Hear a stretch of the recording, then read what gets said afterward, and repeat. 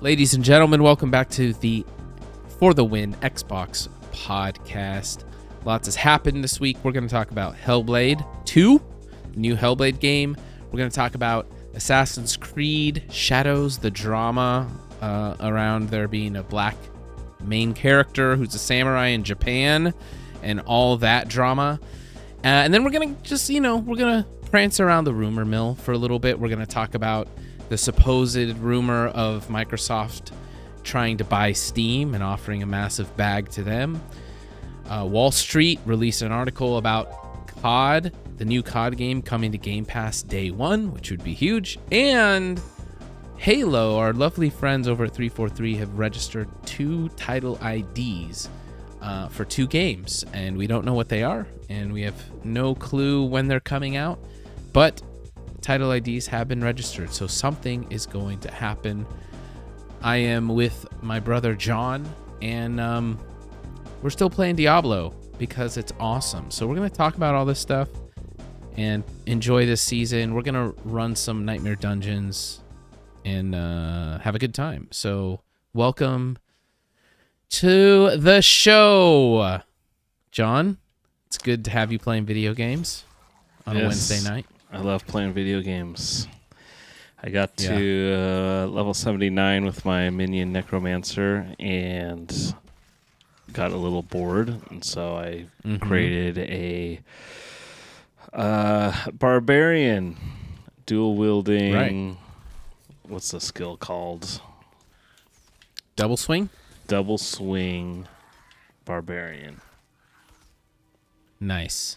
Are you liking it? I got the ability to, whenever I cast double swing, I send out a tornado. That's pretty cool. Oh, you're doing the tornado. I want to do that one. The tornado. That's awesome. Yeah, I've gotten very lucky with. I've gotten two unique weapons already that are like a part of the builds. So. That you need.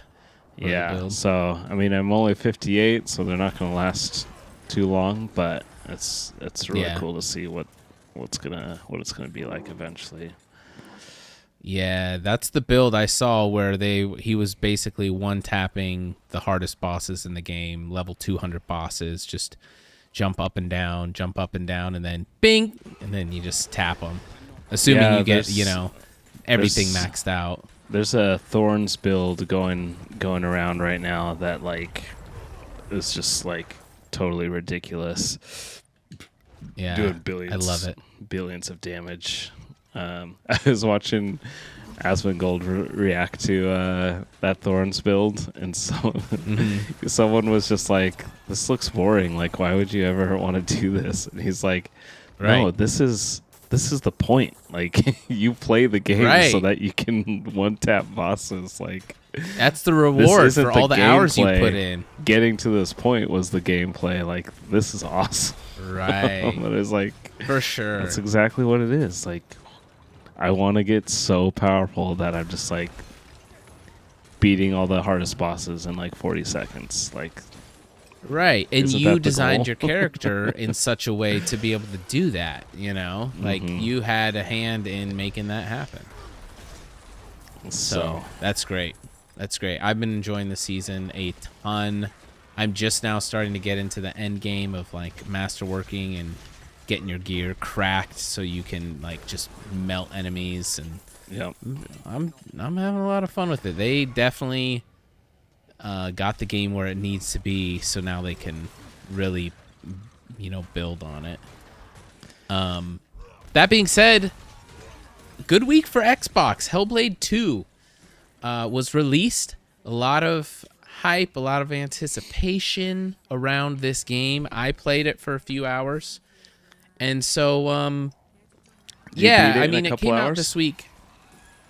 I played for over 2 hours or so, and I can share my experience. I went into playing Hellblade 2 purposely with the intention of just having a pure gameplay experience. I didn't want to read anything online. I didn't want to watch any videos about it. I didn't want to have like anything swayed or influence, how I would feel about the game, right? I wanted to go in with a totally open mind. I didn't even know what kind of game, I didn't even know what kind of game Hellblade 2 was. Yeah. And so it was just all fresh and new.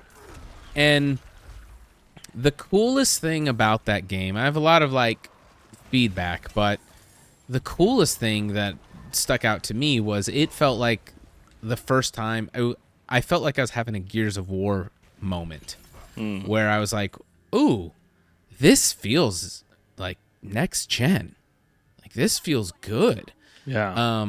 As far as like the graphics look amazing. Right. I was shocked because we've been playing all these games for years that none of them have been next gen. I mean, Halo 3 looks better than Halo Infinite, right? So we've been so jaded, I think, that I was very taken aback and surprised at how good the game looked. Right.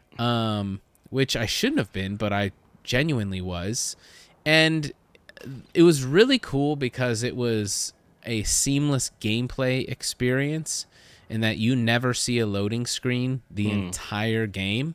Yeah. And so for something that is so graphically advanced and beautiful, it's a beautiful game. To never see a loading screen. Gee. Oh my god. Yo, they got deleted. Oh, I love it. That's the prize. For some, that was very fast. So for a game that looks as good as it does, Yeah. I was very surprised just so pleasantly surprised to not run into a loading screen the entire game. Yeah. I played for almost 3 hours and not a single loading screen. I was just like, wow. Now, there was a couple moments where I could tell they were, hiding the loading screen, but it was over these, like beautiful fly over the landscape, and then it just pulls you right back into your character.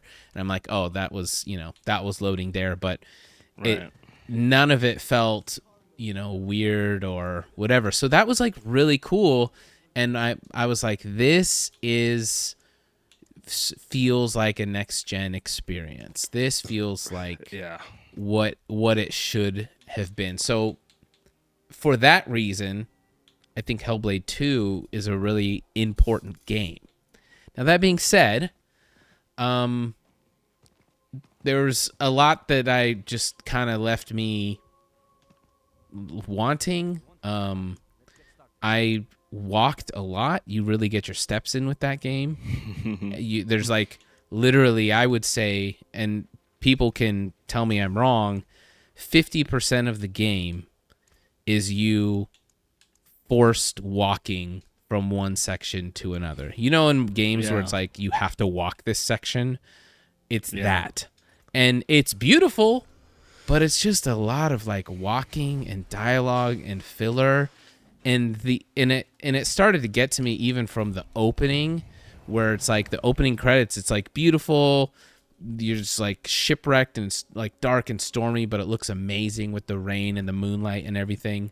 But like you're I feel like you might hate it because you're just crawling on the ground and crawling up the side of this cliff for like what feels like 10 minutes. It's probably more like 5, but it's showing opening credits and it's very cinematic. It feels like you're in a movie, but you just have to like crawl up the side of this cliff face in the rain. And I'm like, this isn't fun for me. It looks cool, but it's not fun, like crawling. Right. So I played the first one just a few months ago, like in January. So it's pretty fresh. The opening of Hellblade 2 sounds pretty similar to the opening of Hellblade 1. Hellblade 1 opens with you just kind of on like a little boat and just kind of making your way like up a river while Cursed a lot Shrine of right narrative here? stuff is happening, Yeah, exactly. So, I mean, I guess I'm not really like expecting like the game to like be fun per se, because it's like very much like a story driven immersive like experience rather than just like, oh, this game's fun. Yeah. But and was Hellblade 1 like cropped 16:9 as well? So it's like a movie? Because Hellblade 2 was that. It was like a widescreen, like cropped. So that part was cool. yeah. Oh, this is a curse shrine right here. I didn't Yeah, that's what I'm realize saying.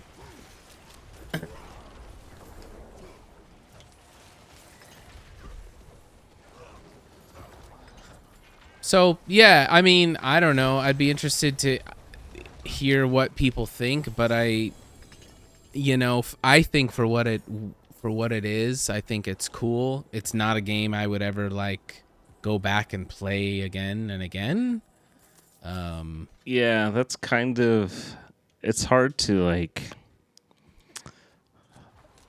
for me it's like hard to like judge those kind of games because it's not like replayable. Like they're just trying to like give you like a really cool cinematic experience, and you know, the first one had like some puzzles and things, and I'm kind of at the point where I'm like over puzzles and I just want to experience the story and and all of that. So like I don't really like care for the puzzles, as simple as they might have been.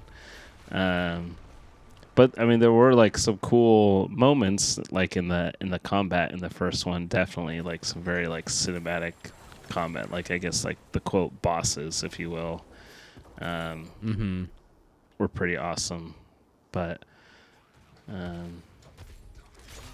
yeah, I mean, it's definitely like not a game for everyone. Like I can't imagine anyone whose like favorite game is like Call of Duty going like, oh yeah, I can't wait to play Hellblade, and like that's gonna be sick, you know. Like it's just like,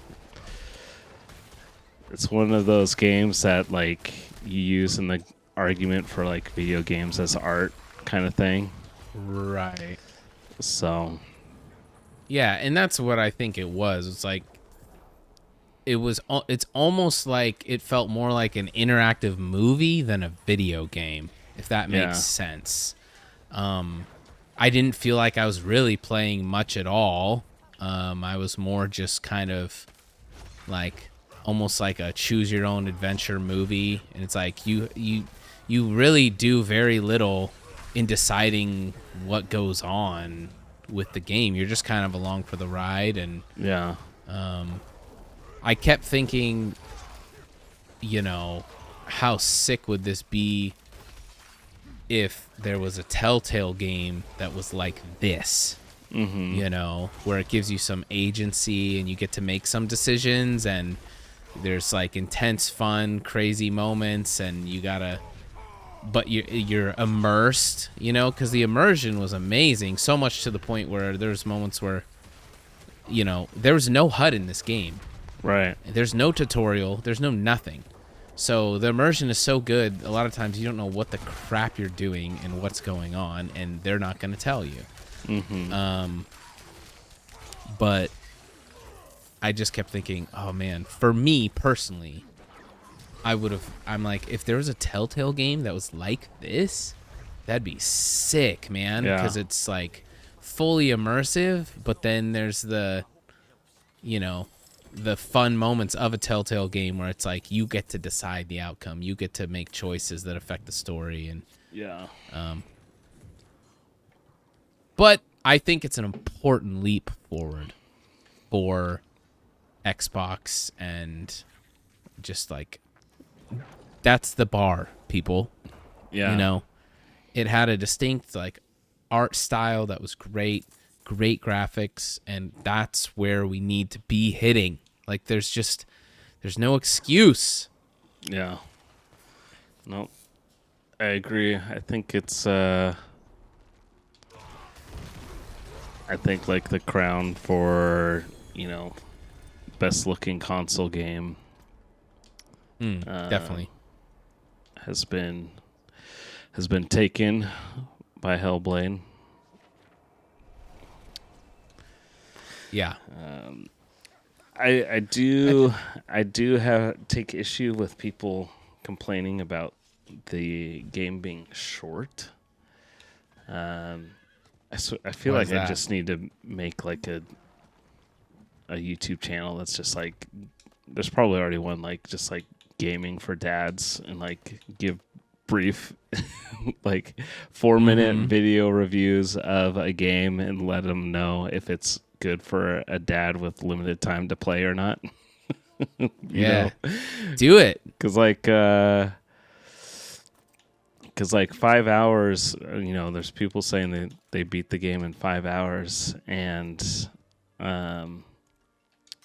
it's like, okay, well, that's fine. Like, how long was like the Spider-Man Miles Morales game that was like critically acclaimed and all that, and like Call of Duty campaigns clock in at like right around 8 hours, typically. Right. So, Well, and that's like a dream come true for someone like you who, like, I might only have 5 hours of game time, throughout, 2 weeks or something. So it's like, yeah, I can actually like finish a game in a week or in 2 weeks. It's like, hey, that's like cool.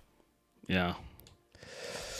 So Hellblade 1, I was in Vegas for a weekend at a trade show, and literally just took my Xbox and like played Hellblade 1 like over the weekend and finished it, and like it was nice.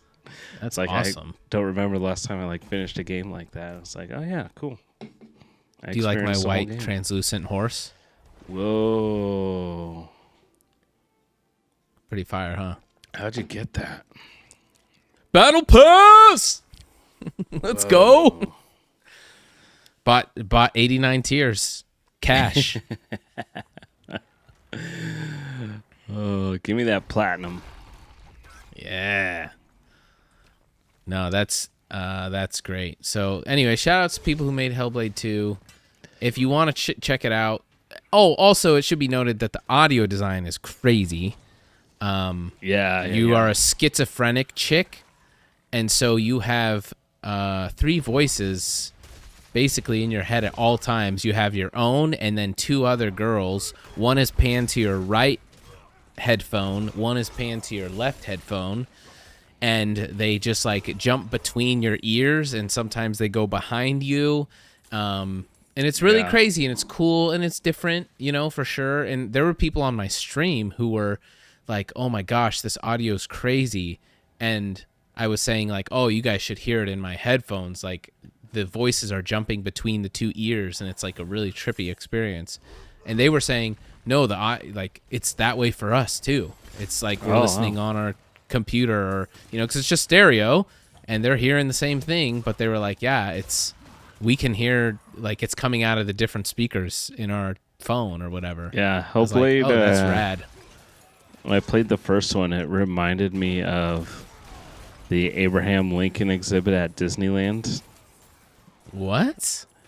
When they do the animatronic Abraham Lincoln? They don't have it anymore, but they had like the headphones that you could wear. Right. And they do like that presentation or whatever, but there's like a few parts like in the show where like you're getting your hair cut, and it's literally like, one, it sounds like you're getting a haircut, but it like feels like you're getting a haircut, just like with how the sound is. Like, I don't know if you remember that, but it's like very vivid memory. Like that cuts the hair, and it just like feels like you're just got your hair cut. I think that was one of the fastest nightmare dungeons I've ever done in my life. Yeah, it's a good one for leveling glyphs. I'm not even. Yeah, there that's yet. cool. Oh. So, anyways, Hellblade 2. I think it's a good game I think it's a good game and a needed one for the console, like the Xbox consoles, and like people need to see what can be done, and these studios need to have a little bit of competition and accountability, and it's the whole Baldur's Gate 3 thing where people are saying, well, all these devs were like, oh, well, we don't expect Baldur's Gate 3 quality, you know, we all can't blah, blah, blah, blah, blah. It's like, no, we don't accept less. The rumor is that Microsoft's already greenlit Ninja Theory's next game, so. Well, there you go. We'll see. We'll see. Also this week, a lot. Do you have anything else to say on that? Otherwise, I'm going to talk about Assassin's Creed that got announced. No, let's talk about Assassin's Creed. You are an avid Assassin's Creed player. Before you, Ryan, shout-outs to Ryan, our buddy Ryan. He was, since the first moment I met him back in, like, 2013, he's been the biggest Assassin's Creed fan that I've ever known. And he loves those games, man. Yeah. And I don't know why I'm even saying that, but they announced a new one. Mm-hmm. And you know that not all Assassin's Creed games are created equal. Some have better gameplay than others, some better story than others. Well, this one is set in Japan. And the drama around it, for those of you who don't know, maybe listening and you don't keep up, we will keep you informed. The drama around this one is it's set in Japan. It's like a samurai Assassin's Creed. Now, the thing is, the samurai is a black dude. And so the drama is, how is a samurai Assassin's Creed game set in Japan going to feature the main character as a black dude who's a samurai? Yep. Was he, you know, what? There's people who are saying, oh, it's just for like DEI. It's just for like inclusionary reasons. It's not, you know, anything other than that.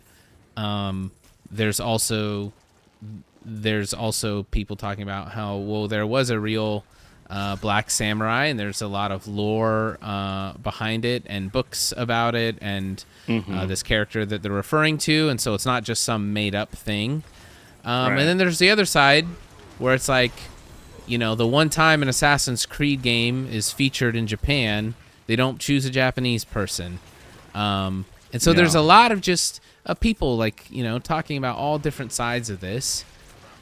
What were your impressions this week as someone who's played just about every single game, probably got all the achievements on every single game? What were your thoughts? Yeah, well, as far as like who the main character is, you know, people are upset that it's a black dude, and I mean, outside of like actually racist people, I think the logic is, you know, we have like, okay, Assassin's Creed Origins, which takes place in Egypt, and we have like an Egyptian main character. We have Assassin's Creed Odyssey, which takes place in like ancient Greece, and we have like Greek main characters. We have Assassin's Creed Valhalla, which is like Vikings, and you have like a Viking main character, and you know, so you kind of go through them, and they all like star. The main character is, you know, a person from that place, right? Where that setting, that historical setting and context, whatever. So it's just kind of like, okay, Japan, and then it's like, okay, so I think that's what a lot of people are just kind of like freaking out about. I don't think it's like a reason to freak out necessarily. Yeah. I just think it's like, well, we have to have something to talk about on the podcast. It's just that's like, why. Just like, okay, like whatever. But is the game good? So that's the thing. They haven't shown any gameplay yet. So there's no gameplay. And we're in the boss. Oh, the boss is dead. So they haven't even shown any gameplay, and there is like a female character, and that I think is Japanese. She looks Asian. Okay. So Yeah. I think Would it's gonna assume. be. I think it's gonna be kind of like I don't know, maybe like Assassin's Creed Unity or Syndicate, where they kind of had like a few playable characters or something. Like it looks like you'll be trading off like who you're playing as, and they'll have like different styles of gameplay. Right. So we'll see like what actually like comes of it, but yeah, I mean, will I play it? That kind of depends on. So I didn't play the latest one, Mirage. I really want to because they like slimmed down the game quite a bit. Because here's like what's happened with Assassin's Creed over the years. So the very first one was like came out in 2007, 360. I got all the achievements in it, 100%ed it. Let's get you to World Tier 4 right now. You're Okay. 61. I'll meet you in Kyovashad. There's no reason we should be in World Tier 3 now. So Anyways, continue. to get like all the achievements in the first Assassin's Creed, it's like 20 to 25 hours maybe. Okay. Assassin's Creed 2, which was great, very like story driven, somewhat open world, but like still like very story driven. Again, like to complete it, get all the achievements, 20 to 25 hours. I have to do the capstone. Fallen Temple, yeah. All right, we'll go there. So like, cool, great. I skipped Assassin's Creed 3, but then went to Assassin's Creed 4, Black Flag, and I put over 100 hours into it. Woo! And That's then you skip to the next one. The next one I played was Odyssey. I think I played Odyssey before Origins. Odyssey, I put over 200 hours into it to get all the achievements. Jeez. In the Origins, it was a little bit less, 80 hours. Ugh. But then Valhalla was one of the most just like bloated, stuffed games I've ever played. And I've got 187 hours in Valhalla and still have like a handful of achievements to do. Some are like super tedious too. So the games have just become like huge to-do lists, checklists. And I really hope that they fix like the skills and leveling and progression, because Valhalla had this like insane skill tree, like huge. You could put like 200 something skill points into the skill tree. But at the end of the game, once you get like max level, all your skill points just go into every single spot in the skill tree. Like it's completely pointless. You just like unlock everything. It's not like you weird. are going down a certain path for a certain build. Right. It's just like making you arbitrarily just like pick which skill you want to go. You're good now. And so it's just like, weird. There's no like, why do we even have this? Just like level me up and like make all my abilities go up instead of having me like pick and select everything. Yeah, it's like lazy. 287 times, like why does it just fill out completely? Like it's not a skill tree. It's just like another chore you're making me do. Right. So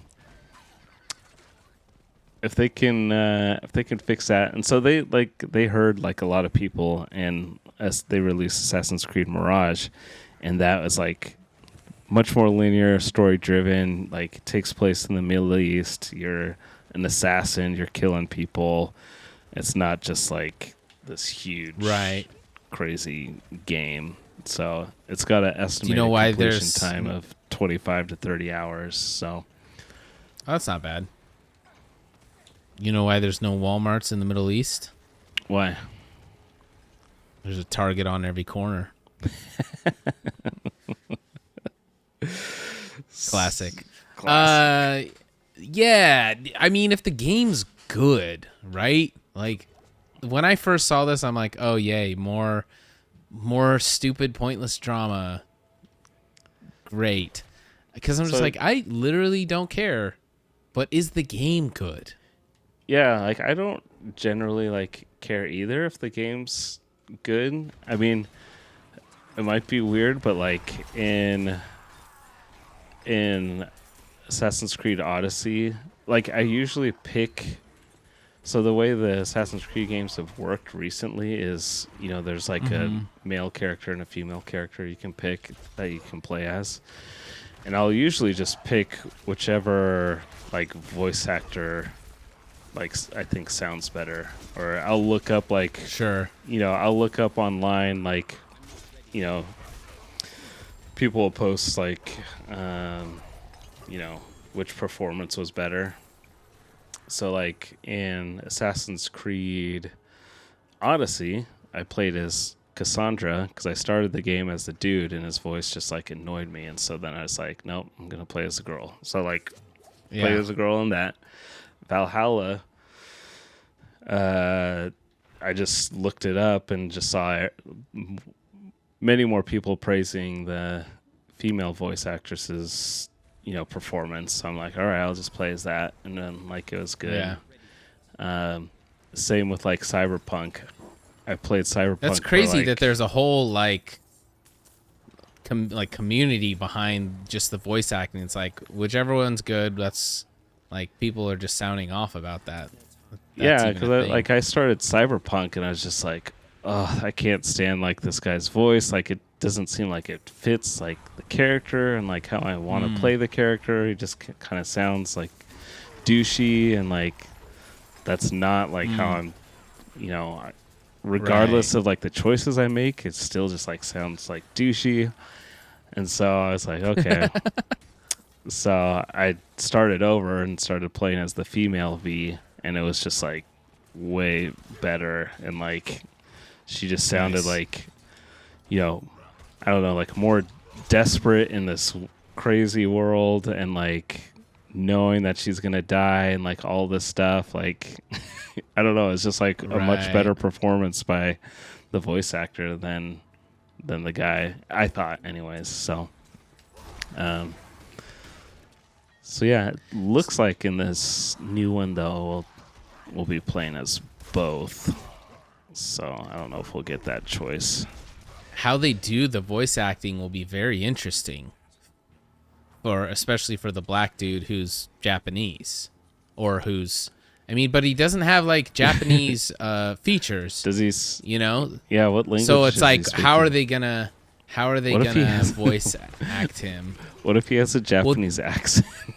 Well, that's what I'm saying. Because if you live in that culture, you probably would, right? If you were living, like, if you live there for 40 years or whatever, 30 years, you're not going to have, like, a typical, like, African American necessarily, like, accent. Now, there's a lot of, within America, there's so many different versions. Like, there's a gazillion accents. So, I'll be curious to see, like, what route they go. Because if it just sounds like a normal American, people are going to be like, oh, heck no. But then also, it might be kind of trippy if it's like he sounds kind of like has a Japanese accent. So I don't know. I don't know how they'll pull that off.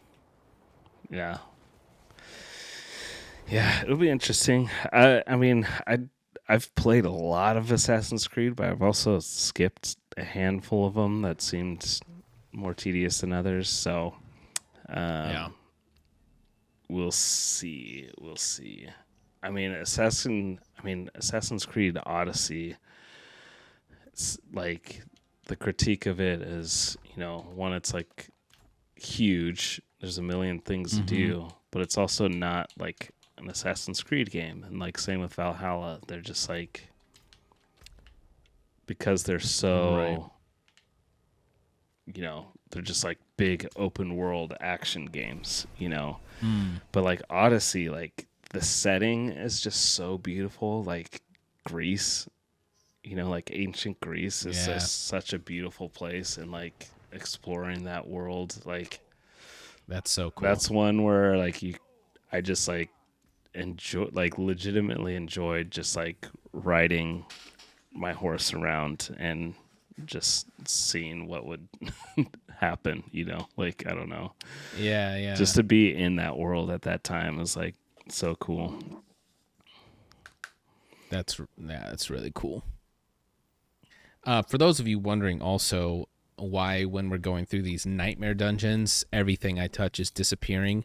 I'm in Kmart, by the way. Oh, yep. 1 second, I gotta get there. I am a much higher level than John right now, and so we were running things that were at his level at 61. I'm level 100, and so I was way over leveled for what we were just doing. So everything I touched would just get deleted. But now we're going into World Tier 4, and there'll be a little bit more of a fight, a little bit more difficulty, which will be fantastic. Yeah, at the end of the day, man, I really, like, even if they did, let's just say, to kind of put a bow on this, let's just say that Ubisoft, and I wouldn't put it past them at all, we're just like, yeah, the reason we're putting a Black Samurai in there is because diversity and inclusion. That's what we want to do. Yeah. Even if they, fine, great. I'm not offended. I could understand why maybe some Japanese people may be offended. It's like, man, we get a chance to have an Assassin's Creed game about our country or people, and then it's like, maybe, I don't know. But it's like me, I don't care. But is the game fun? Is it good? Is it a good like piece of art? Is it a good game? Do we enjoy it? That's what matters to me. The other thing, which we didn't talk about, everyone's concerned about, the Black Samurai, while sneakily, if you go on Ubisoft's website and you go to pre-order this game, I'll just read it off, John, and then I'm going to get your thoughts on it. If you want to just buy the game, right? So that means they call it base game and the pre-order bonus, which is what? You get to play the game No. What's the pre-order bonus? Is it, it's a quest. So if you pre-order, you get a quest called Thrown to the Dogs. Okay, you get more of the game. If you don't pre-order, you don't get that piece of the game. So sucks for you. Yeah. But people are not talking enough about the pricing. Everyone's talking about the character and all this. Is it legit? Blah, blah, blah. No one cares about the pricing, which they have 3 different options. The standard edition, which is $70. Oh my god. This is digital, by the way. Digital. 70. Yep. Wasn't there a time when digital games were cheaper? That's what we were promised. They said, "Oh yeah, digital games. We want to do digital. It'll be cheaper." That's what I thought. Like I just had this moment literally a second ago. And blah, blah, right. Blah, blah, blah. And now it's like the digital is more expensive than getting a disc. But so standard edition base game $69.99. So you're paying $70, $75, $76 after tax. Then there's the gold edition, which is the middle tier, which has base game pre-order bonus and the season pass. So that'll be like probably unlocks and skins and cosmetics and gold to buy in a single player game stuff. In a single player game, yes. And that comes with 3 days early access. So if you have really bad FOMO in a single player game, you can pay $109 for the gold edition. Okay.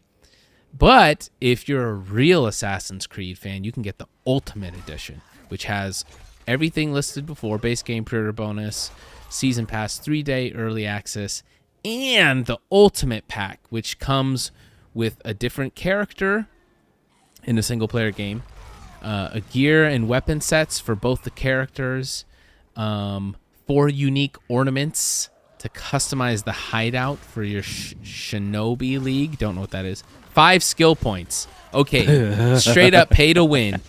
Straight up, unashamed, pay to win. So you get 5 skill points immediately out of the gates, so your character is better in a single-player game. That everyone else is going to unlock those skill points in under an hour, probably. But you're going to pay, a lot more. And then you also get... Yo, this is insane. This is my first time looking at this, by the way, guys. The last thing in the Ultimate Pack. Are you ready for this, John? The Red Dragon filter in photo mode. If that's not worth paying $129.99 to get a digital Ultimate Edition, I don't know what is. Yep. 5 skill points is such... It's so that's insane. Like it's so lazy. Based on what I just explained to you in Valhalla, skill points don't mean anything. Right. Maybe the system's different, and you're limited. If it's 5 bonus skill points that and you can't just fill out the entire skill tree by playing through the game and hitting max level. Maybe that's something. But it's still a single player game. I don't know. What's it going to do for you? When was the last time you paid $130+ for a single player game? Oh gosh. I don't think I ever will. I don't think I could ever pay $100 for a game. No. I just don't think it's possible.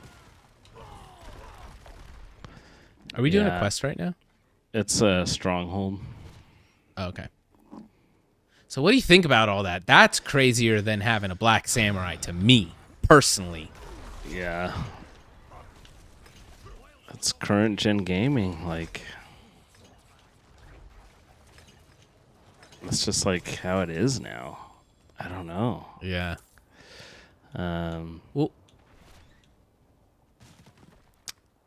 Well, because it's digital, right? That's the thing. Because it's digital, it's can't hurt, right? They're just they'll just throw it out there. Hey, maybe someone will buy it, maybe won't. It changes nothing for our bottom line. We have to make a few more graphics, but all the content's there already. We already made it, so we're just gonna paywall it.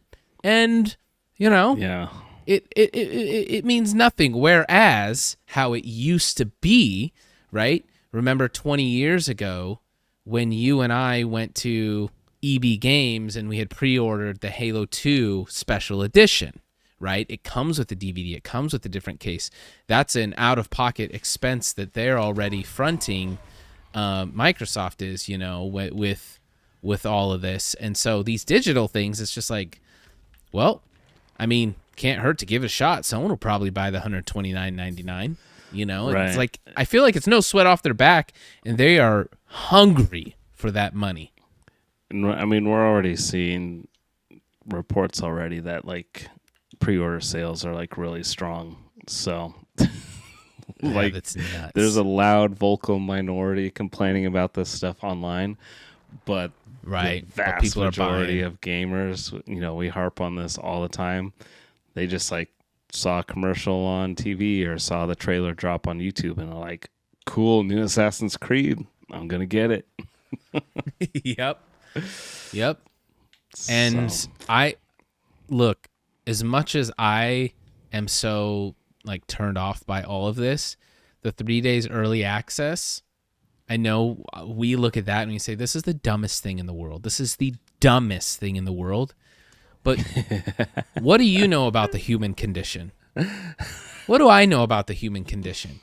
People eat that up. And when I think about where we were, again, 15, 20 years ago when Halo 2 came out, when Halo 3 came out. If you would have told me I could, pay 20 extra bucks, $30 extra to play Halo 2 or Halo 3 3 days early as a 17-year-old, let's be real. We probably would have been like, yeah, let's get our money together. Let's do it. Like, we want to play you know what I mean? Like just the campaign or also multiplayer? 'Cause we're yeah, still talking about a single player game in Assassin's Creed. I know. And that's the thing. It's like, I don't know, but I do think, if you really take a step back, and again, we got to be like, we're in a totally different phase, but I think there are people, and especially like young kids, who, dude, Assassin's Creed is their favorite game in the world. They're gonna do everything for it. And if Halo was still as good, like if Halo had kept its momentum after Halo 3, and it just was getting better year after year, and it was just incredible. Yeah. And we were just more in love with Halo than ever before now, and it built on the last 20 years. If they dropped an Ultimate Edition, I might get it. Because it's like, yeah, it's never disappointed. It's Halo. I know I'm going to love it. It's great. I want all of it. Like, this is my game. This is it, And so I guess to that, when I look at these prices, I'm like, look, if this is your game, I get that. But the problem is a lot of these games, they don't deliver at all. Mm-hmm. So that's I think where the rub it really is they have these outstanding prices and packages and editions, but they never deliver, dude. I mean, these games are incomplete at launch. They're lacking content. What you get is a joke, and so it's just, dude, more current gen gaming, but Yep. Wild $130 before tax for a digital copy of a game that you don't even know if it's good. Yeah. I genuinely don't know how people pre-order games. Yeah, I don't know. It's not something. I mean, I think. What's the last game I pre-ordered? Maybe MCC Diablo? was the last. MCC, yeah, it was Diablo. I remember you did get that. I think I got it because there was like a weird glitch on the market. Yeah, that's where you right. could I get remember the that. Ultimate Edition for whatever, and then they fixed They charged you back. Yeah, they charged me back. That's hilarious. Yeah, Master Chief Collection over 10 years ago. I think 2013 or something was the very last game I ever pre-ordered. 343 broke me. They literally snapped a little thing in my brain, and it's like, oh, never again. That all trust for like the game industry for that was broken. I could not believe that a game I could shell out for a game and a console, put it in, and it fully was unplayable. It was like the biggest betrayal I've ever experienced. Yeah. I think more than anything too, just like Ubisoft just does not have a good reputation right now. Right. Just with the way they price games, and then, quadruple A titles from the, their CEO talking about that. Skull and Bones just flopping majorly, and, them making a game that nobody wanted. And they're just like, I don't know, they're just kind of missing right now. What they should be doing is putting all their efforts towards Splinter Cell. Well, here's the thing. I haven't played it yet, but they are responsible for X Defiant, which, if you don't know, it takes a lot of like this Ubisoft universe, if you will, the Rainbow Sixes, the Splinter Cells, I forget what else. The Division, maybe. I don't know. Because it's kind of like a Overwatch in that there's like heroes with different abilities and things like that. Right. So they have like their, Splinter Cell agents like in the game as like playable quote heroes or whatever. But yeah, I was just gonna ask if they announced like a brand new Splinter Cell, would you pre-order it? Probably not. But I think there is one in development. They made an announcement. I think we covered it on the pod last year. But they literally were just like, they released one screenshot, and it was just like, yeah, it's in the earliest of stages. So it is one of my favorite series franchises ever. I love those games to death. But no, I definitely wouldn't. With the day and age that we're living in now, where there's like, you can count them on one hand, the number of studios that are actually reliable to put out good games. Yeah. Like Larian, Firm Software. Larian has apparently 2 RPGs in the works right now. Yeah, and they're going to be different than Baldur's Gate, which is cool. Because I think telling, not to go on too much of a tangent, but keeping the same mechanics and just telling new stories and stuff would be really cool. Like, could you imagine a Baldur's Gate, but it's like space? That'd be rad, dude. I want them to make a Star Wars RPG like Knights of the Old Republic. Based on Star Wars Saga Edition. That would be sickest. That would break the internet, dude. That would just be the sickest thing ever. That would be insane. Yeah, that'd be great. Dude, you get a lot of stuff from this. We got a little things here. Okay, so rumor mill. Let's in the last 10 minutes we have. Let's take a trip around the rumor mill here. For those of you who don't know, there's been a few rumors dropping this week. The one that I saw was today was Microsoft supposedly wanting to buy Steam for how many billion was it, John? Do you remember? Or sorry, Valve, not Steam. For $16 billion. For $16 billion. First impressions, John? For those who don't know, by the way, you probably do, but Valve is a studio that made Half-Life, Half-Life 2, I don't know what else, Portal. They've been around big games? for a They've long been around time, forever, and they're one of the most important and vital companies to PC gamers ever. Yes. Well said. I don't. Do you think there's much merit in this? I don't know. Like, obviously, it would be like a huge deal. But it's also kind of like. So here's the thing that's interesting is, sure they could do it, but why would be like my question. Like, the only way I could see them doing it is if like Gabe is ready to retire and just like retire a billionaire and just like get out of the industry. He's like, all right, the head of the studio, Gabe. 16 billion. Yeah, founder.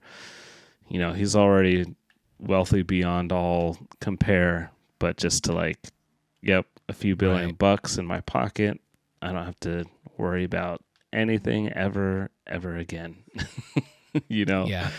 And neither do my kids or grandkids or their kids. Yeah, exactly. So the interesting thing is Valve is still a private company. Right. It's privately held.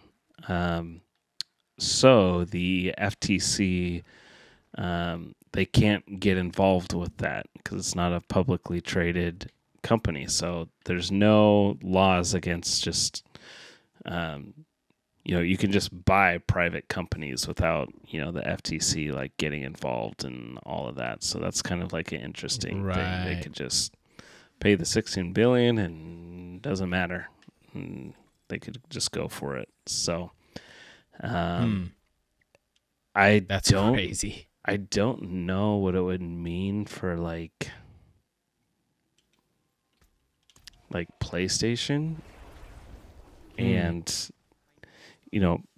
PC gamers in particular are very good at rallying, I feel like, behind causes.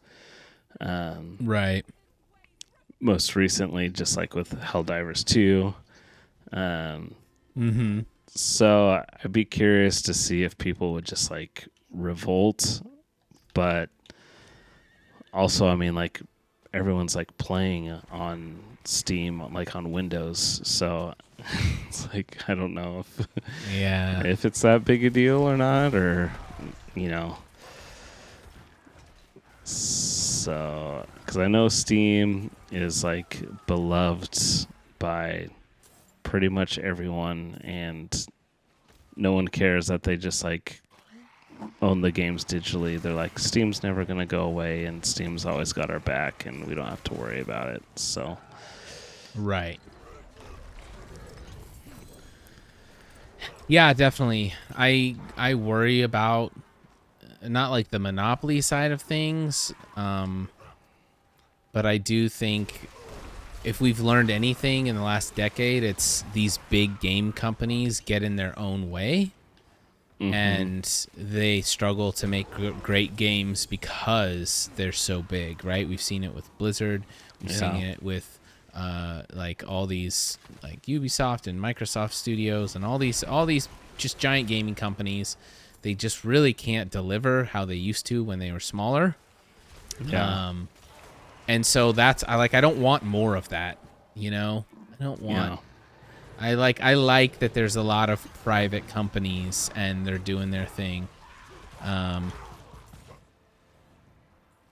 So I'm like, I wouldn't be like mad or whatever if it happened, but I do think there's so much value in just these privately owned studios that are just hard committed to not pleasing shareholders or anything, but just making a great game. That's what's important to me as a selfish gamer. Right. For sure. The other rumor going around was actually not really a rumor per se, but a Wall Street Journal article claimed that Call of Duty, the new Call of Duty game that's coming out, is going to be Xbox Game Pass day one. Yes. Which I think it's a Black Ops. I think that's like pretty much certain. And what would that mean? What would the implications mean for Xbox players, non-Xbox players? Yeah. So here's the thing. I don't think you buy Activision unless you do this. Like, if you're not going to do this, why even go after them? In my opinion. And I think, what could make this work is so many people that like play Call of Duty, like it's their game. That's like the one game they play. That's what they do, So you can have like one sale for $70, or you get them on Game Pass and they're paying, the subscription. I don't know what Ultimate's at, but they're paying a subscription for the entire year until the next Call of Duty comes out. Right. So $16 a month for 12 months till the next one comes out, or $70, one time. And so I think that's Right. how the math would work and how it would make sense to like do it day one. Because Right. I think I saw something that said like Game Pass subscriptions like spiked like crazy after that article. Really? Because people are just like, oh, dude, like I don't have to spend $70. I can just like do a subscription and And sure, you get there's all the these other games too. Correct. So Yeah, I feel like that has to be the play. It's kind of like if Microsoft is playing in a high stakes poker match, and they literally have like a royal flush, but then they're like, we're gonna discard four of these cards here, and we're gonna draw something else. Like It just doesn't. It's like what? It doesn't make any sense at all to not. And they don't have to make it exclusive like you would. yeah. It can still just be,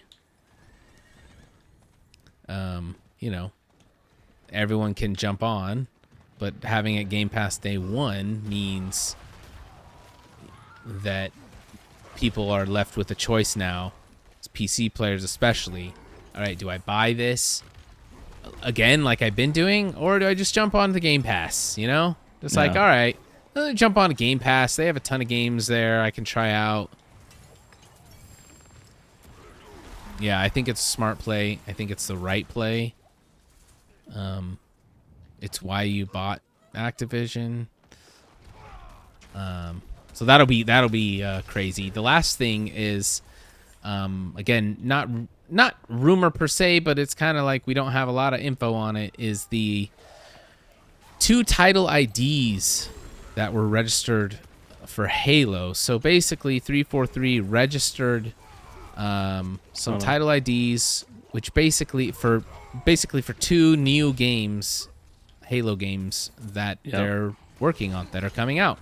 We don't know when they're coming out. We don't know what platforms they're coming out on. We don't know any of that, but we know that they have registered some names for these games, or some placeholder names. I guess the only thing we can really talk about is, what do you think they'll be, and what would you like to see? So we know they're 343 registered them. Yeah. Okay, so I have no hope. I have no expectations. I have no hope. I'm not expecting it to be good.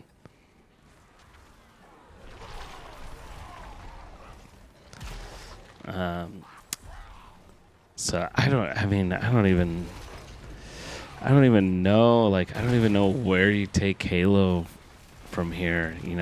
Like, Yeah. Nowhere to go but up, right? Right? It's like you had like this huge plan, infinite. Like, you put the infinite 10-year, in 2-year the plan name of the game, and it's anything but infinite. And I mean, as far as like a live service game goes, like, it's the worst live service game out there. Like, one of the worst, like, in terms of updates and content, shambles. and like it's like so bad compared to like much lesser live service games from like much smaller studios. Yeah. Like Helldivers, hello. Yeah. So I don't know. Yeah. I don't even know like what I would want to see from like a Halo game anymore, Yeah. I'm in a very similar boat in that I'm just like, since they're committed to 343 working on it, they haven't shut down the studio. I have zero expectations, and I have no hope or excitement. I'm glad Infinite's done, because it's been a disaster pretty much since the beginning. Yeah. So there's a chance that things get better, but I was texting Micah the other day, and I was like, there's nowhere to go but up, right? ... Right?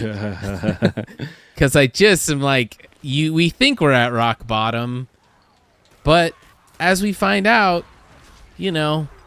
things can actually get worse. So I am going in with the lowest of 0. I'm with negative expectations. I'm not even on anything, and I am so jaded to the point now where I will not believe it till I if it's not on Game Pass, I probably won't buy it for like a month. And I'm going to wait, and I'm going to read, and I'm going to see what everyone says. Because I do not want to spend another dime on these trash, just aberrations of my favorite franchise. So I'm definitely going to be holding my wallet and waiting and seeing. And if by some miracle something happens, but yeah. I just don't even know, like, where, as far as, like, story-wise, like, where you take it, like... Yeah. The kind of, like, the Halo that you know and love, like, your adventures, like, with Cortana and, like, all that, like, that's all gone, and now it's, like, someone else, So it's kind of like, okay, well... It's not going to feel like Halo because you don't have, like, Cortana there. So that's, like, one thing. Right. And then it's, like, they've completely introduced, like, totally different enemies, like, with all their... Ouch! With all their, like, Forerunners and Didacts and, all that stuff. I can't even... really keep it all totally straight, honestly. Yeah, it's a lot. It made sense when it was like the Covenant and the Flood. That made sense to me. So, and then like brutes have always been like one of my least favorite enemies to like fight against, like. Well, but the thing is, they're not even nearly as bad as all the enemies 343 introduced. Yeah, I'm starting to like brutes compared to freaking all the alien robots and things that you end up fighting through, 4 and 5 and junk. But yeah, I just always felt like the Halo 1 campaign was so. Just like, I don't know, streamlined and simple, and like you had this race that was like, I don't know, right? You didn't know that there was like all of these different like that it was like a group of like aliens. It just was like, oh yeah, these are aliens, and they're all trying to like kill us or whatever, Yeah. But it's a simple it seemed story. Like less convoluted, and yeah, definitely. There's been talks of maybe a potential mobile game. People have been throwing that out. I don't really care. I'm definitely at the apathetic stage, and right now, if someone's like, "Oh, what are you playing?" It's like, "Well, I play Diablo more than anything." And I am not a Diablo player. I'm like, it's weird having been on a stretch of like not playing Halo for years. And it's just like, yeah. Right. But it'll be interesting to see what happens. I have no expectations, so I can't get let down. Right. Which is, I don't know how healthy that is. It's a good place to be. Just like, yeah, zero expectations. And I would encourage every Halo fan to do the exact same.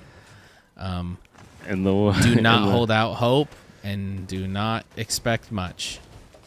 In the infamous words of Michael Gary Scott, without a doubt, I'm ready to get hurt again. Yeah. Yep. Make no mistake. I'll be there day one with the pre-order, ready to stream it. In rage. Oh, yeah. So, anyways, that's the rumor mill. We'll see what happens. Anything else on your end, John, for the win corner? Any updates? Anything we need to be aware of? Nope. I've just been really enjoying Season 4 of Diablo. And I think it's a good game. And it's fun. And it's the perfect way to spend a relaxing evening playing video games. Yeah, 100%.